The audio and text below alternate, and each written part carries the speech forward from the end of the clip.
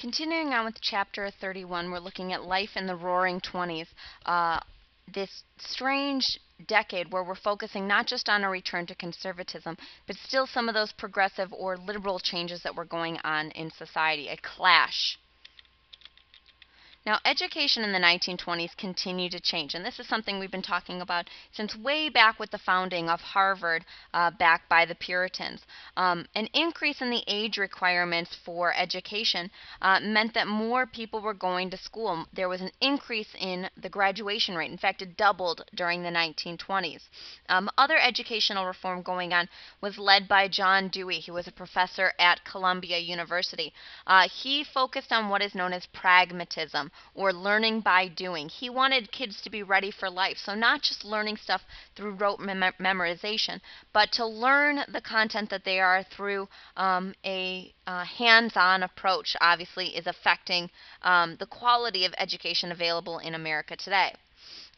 Since more kids are going to school, why not use the schools as a way to implement public health changes, to spearhead cleanliness, to spearhead vaccinations, etc. And in fact, we see a decrease during the 1920s in hookworm in schools because kids are a captive audience. They have to be in school, so why not focus on increasing public hygiene, which then obviously leads to an increase in the life expectancy. So because there is more health care available, because people are focusing on better nutrition, we actually see an increase in the life expectancy during the 1920s, up to 59 years old in 1929. However, the most important part in the education system during the 1920s is this clash between Christian fundamentalists. A Christian fundamentalist believes in the absolute every single word of the Bible, versus more modernists who are focusing on changing society. And from a modernist perspective, they were looking at teaching evolution. So we're going to see this clash between the modernists, who are looking to modify society or modify the way things have always been taught, versus the Christian fundamentalists who only wanted children to learn about creationism. This comes to a head in 1925 with what becomes known as the Scopes monkey trial. A biology teacher in Dayton, Tennessee was arrested for teaching evolution to his class. It was against the law in Tennessee to teach anything but creationism in this public school. He was looking to challenge this law, actually. The ACLU, a very liberal organization, the American Civil Liberties Union, sent the best defense lawyer literally in the United States at this time to defend John Scopes in this trial, Clarence Darrow. He was the #1 lawyer at the time. And since the defense had brought in the best lawyer of the day, the prosecution brought in its own special prosecutor, so to speak, with William Jennings Bryan, back again for the last time. William Jennings Bryan, aside from being a 4-time presidential nominee, also was a Christian fundamentalist and thought of himself as an expert on the Bible. So what had started out as just a very small issue in this very small town of Dayton, Tennessee, became national headlines across the United States. This battle between evolutionists and creationists fighting itself out in the courtrooms of Tennessee. Darrow, as the defense attorney, challenged William Jennings Bryan on the literal interpretation of the Bible. He was very flustered while on the stand, and eventually was broken down. William Jennings Bryan actually died 5 days after the Scopes monkey trial was over. Monkey, obviously, because of the evolution aspect to it. And that's really what we tend to remember from this trial. The reality was, though, that Scopes was convicted for violating this law and received a $100 fine. And the law that required teachers in Tennessee to teach evolution, or not to teach evolution, wasn't actually repealed until 1967. But what we take away from this is this clash. Do we want to continue seeing advancements or movement forward in society, or do we want to focus more on a traditional lifestyle? Here you see 2 political cartoons of the day, both of which obviously making fun of William Jennings Bryan and the creationists at the time. Thou shalt not think, obviously, poking fun at the 10 Commandments. And then Don Quixote Bryan going to attack the windmill that is evolution. Now, The 1920s is often referred to as the Roaring Twenties for several reasons.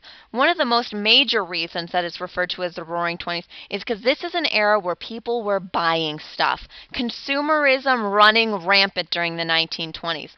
People had made money during World War I. We had gone without during World War I. Now we were looking to spend our money in the 1920s.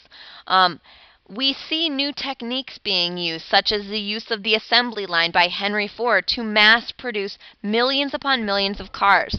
Henry Ford did not create the automobile. What he did do was mass produce it to a point where the common man could afford an automobile. So by 1930, he was producing 30 million cars. His version was known as the Model T.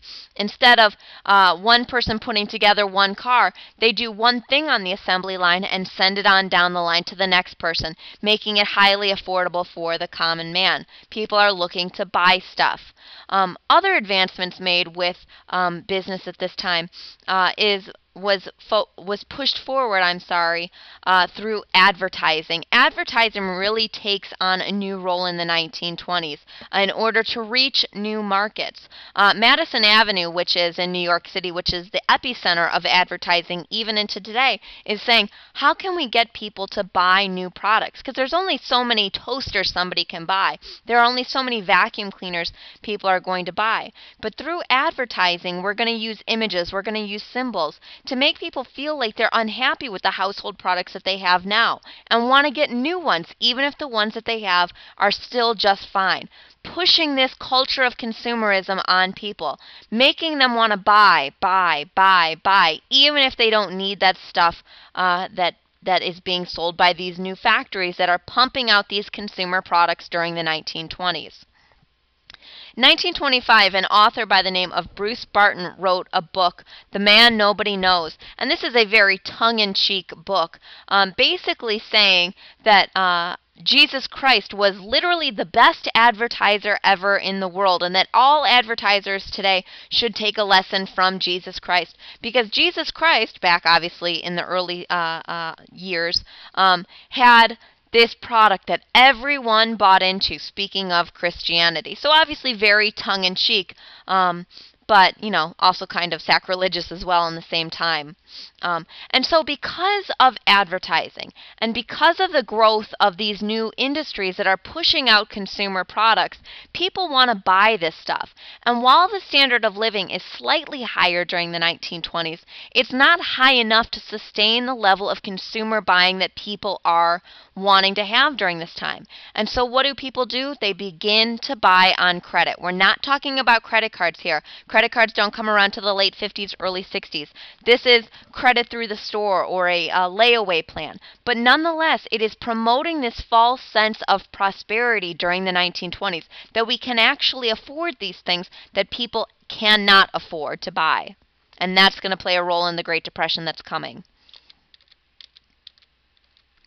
So like I said, Henry Ford really revolutionized the automobile, cutting costs so that the average person could afford it. Now that the common person is able to afford an automobile or the Model T, it really did change American life at this time. People were able to get places. Roads obviously had to be built. People began worrying about the morality of kids driving around in automobiles, or as they called, sin wagons on the road. But it did change life for many people. It also promoted new industries rising up. Gasoline industry was born. We see a decrease in the railroad industry as a result, because now people are more focused on an individual way of traveling at this time. In the mid-1920s, the average car for the Ford's Model T was $260 per car, because he was able to standardize the way he mass-produced these cars.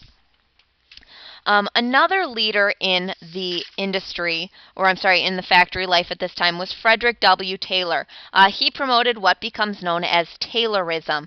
He's saying that there is a scientific way to do anything. So why not take that scientific method, a very thought out way to do things, and apply it now to business? Let's look for standardization. Let's look for the most efficient way to run a company instead of basing it on what we've always thought to work. So really dissecting the way companies are being run at this time and focus more on a scientific approach.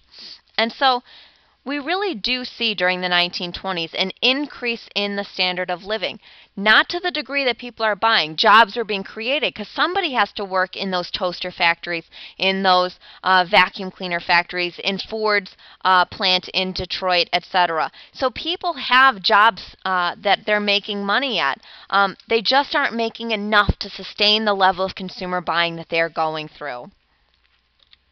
Here you see an ad for the Model T, and as Ford joked, you can have it in any color as long as it was black, because that was part of the standardization process.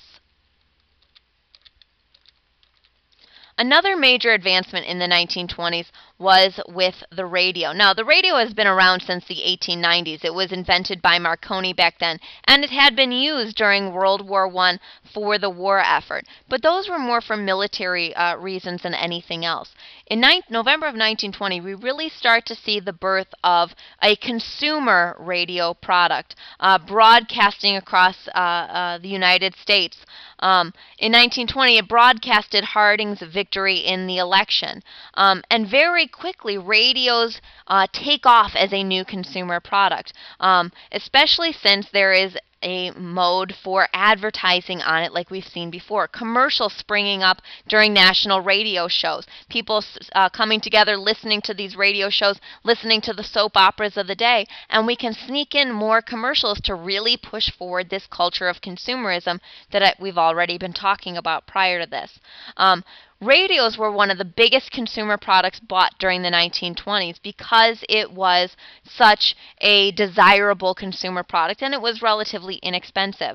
It brought people together to listen to the evening programs, and it also changed the shape of politics because now politicians didn't just have to stump or talk to the people right in front of them. Their speeches were being broadcast across the United States.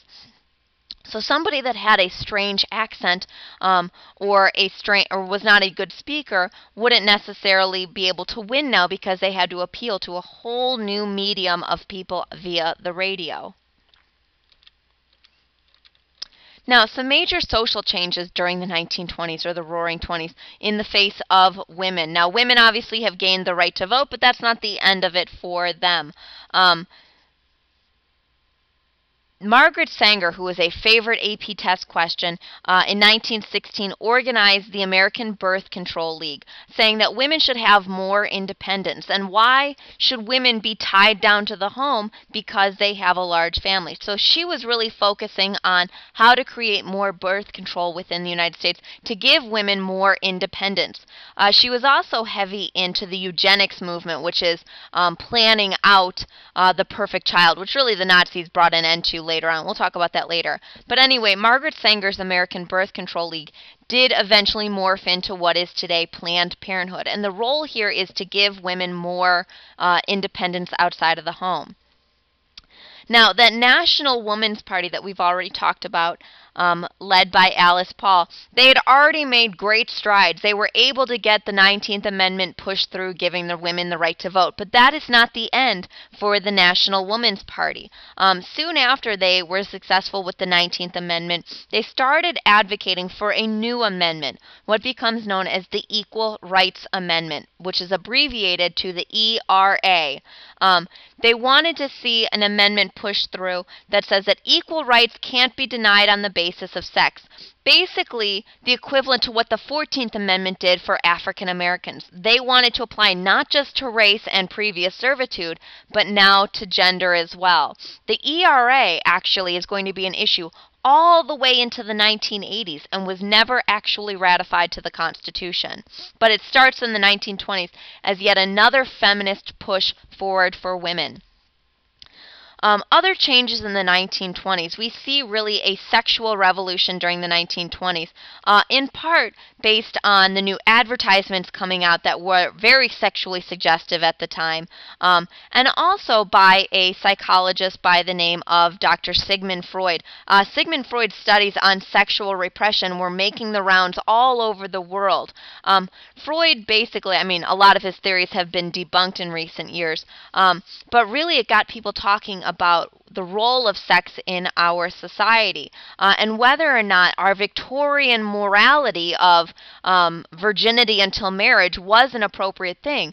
And in fact, during the 1920s, we see a drastic increase in the number of people having premarital sex than ever before at this time. Many of the parents of the day worried that it was in part from the use of the automobile, that it gave underage kids a vehicle, literally, in order to find a way to have premarital sex. Another change in the 1920s for women was the new flapper. This is a new woman, a new age woman for the 1920s.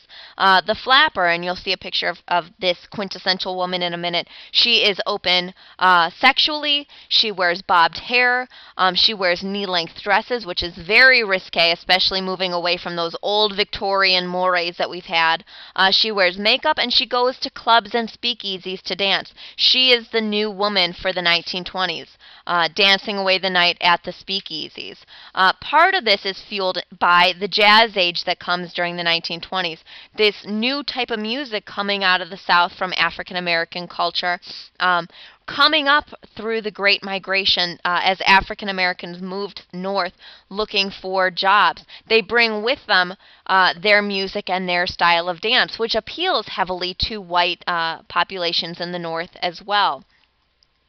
Part of the jazz age is also fueled by the Harlem Renaissance, which I'm sure you guys have learned about before. This is a rebirth of racial pride for African Americans following the war, centering on northern cities, particularly Harlem in New York City. This is a cultural reawakening for African Americans, coming in the form of new music, like I said, with jazz, coming in the form of writing with writers like Langston Hughes, who is the quintessential Harlem Renaissance writer, new forms of art, and also activism to advocate for more rights for African Americans.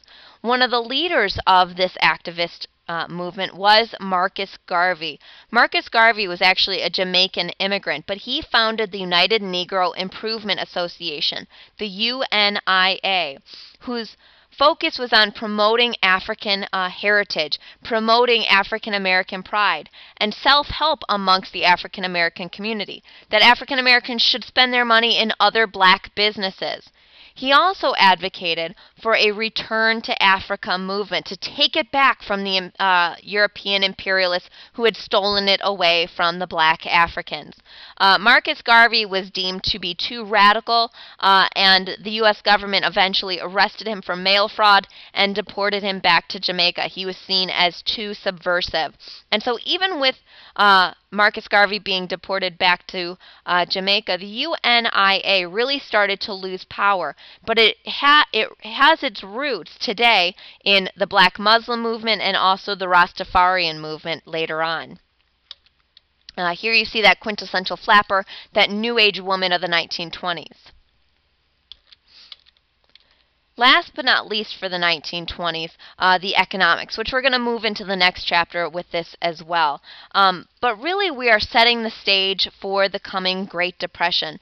Even though it seemed like on the surface everything was great economically speaking, there were multiple problems just hiding underneath the surface. People were buying. That culture of consumerism that we had, even though we weren't making the kind of money to back it up, meant that people were going into serious amounts of debt.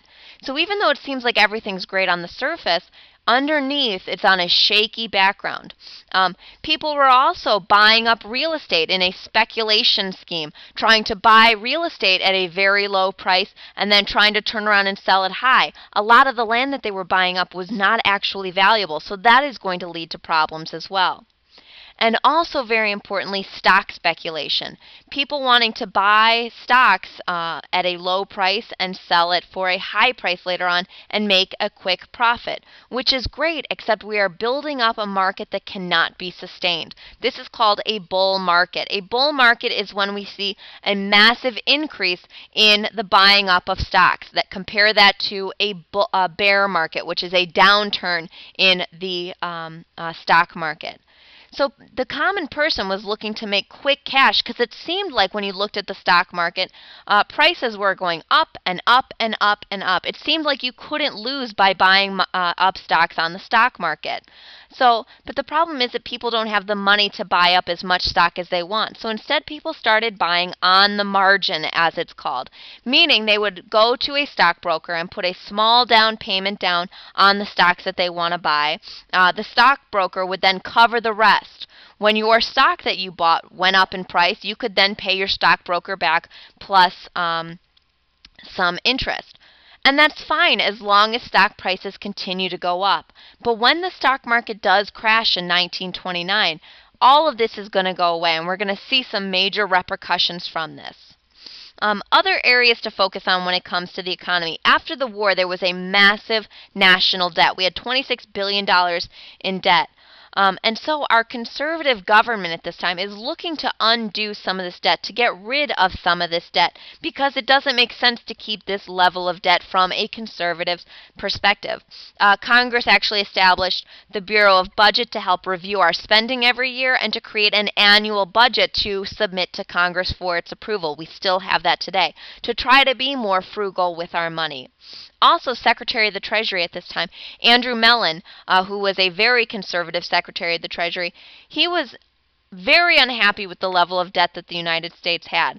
He was also unhappy with the level of spending that the U.S. government had been doing. So his plan, or the Mellon plan, was focused on cutting taxes to the wealthy. We've talked about this before with Alexander Hamilton back in the day. This is known as trickle-down economics or supply-side economics. The idea here is that if you cut taxes to the wealthy, that puts more money in their pocket, and then that generates new businesses, because then the wealthy then turn around with that money and start new businesses and thus create jobs. So aside from helping out the wealthy, they see this as a job creator and a way to limit the government's involvement in people's daily lives. And so this does shift the tax burden to some degree to the middle class, but by reducing the amount of spending that the U.S. government was doing, the U.S. was able to start reducing its debt down to $16 billion under this Mellon plan. And that's Chapter 31.